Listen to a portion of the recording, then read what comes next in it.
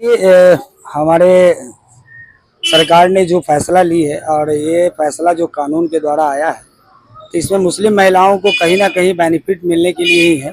और मुस्लिम महिलाओं के साथ जो जास्ती हो जाती थी, जैसे कि पहले 3 तलाक का मुद्दा देखते थे हम लोग, अब उस मुद्दे को समाप्त करने के बाद जो खुशियां हमारी महिलाओं के बीच आई थी मुस्लिम महिलाओं में, उन्हीं को और बढ़ावा देने के लिए अब एक नए कानून को लाया गया है, जिसमें कि अभी जितने भी मुस्लिम भाई हैं हमारे या बहनें हैं, उनको तलाक दे देते हैं। उनके जो बच्चे होते हैं, उनके जो संतान है, उनको देख रेख नहीं किया जाता है।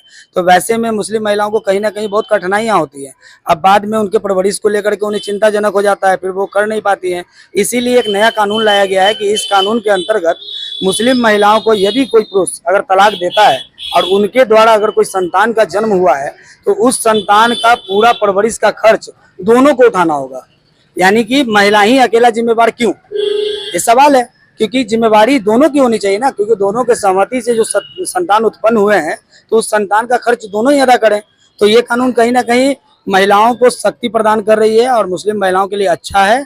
और ये होना चाहिए ताकि लोगों के अंदर एक विश्वास आएगा कि अब तलाक देने की आवश्यकता नहीं है। आपने जिसे जीवन संगिनी के रूप में चुना है, आप उनके साथ पूरा जीवन यापन करें। या तो फिर अगर आप गलत या कोई गड़बड़ करते हैं, तो वैसी स्थिति में आपको कहीं ना कहीं उसका मुआवजा के रूप में भरना होगा। ये दंड संहिता आने से मुस्लिम महिलाओं के अंदर खुशियों का माहौल है और सरकार कहीं ना कहीं उन सभी का उत्थान करने के लिए इस तरह का कानून ला रही है। क्या लगता है तलाक का मामला घटेगा? बिल्कुल घटेगा। अगर तलाक का मामला नहीं घटती है, तो कहीं ना कहीं आप मुआवजा देने के लिए तैयार रहें। तो मुस्लिम भाइयों को ये समझना होगा, आपने जिनका हाथ थामा है, आप उनके साथ चले, उनके साथ अपना जीवन गुजारें, कहीं कोई दिक्कत नहीं है। अगर आप गलत करने का विचार रखते हैं, तो फिर मुआवजा और दंड के लिए आप अधिकारी हैं, तो वो आपको झेलना होगा। मौलानाओं ने इसका विरोध किया है, कहा कि शरियत कानून के खिलाफ।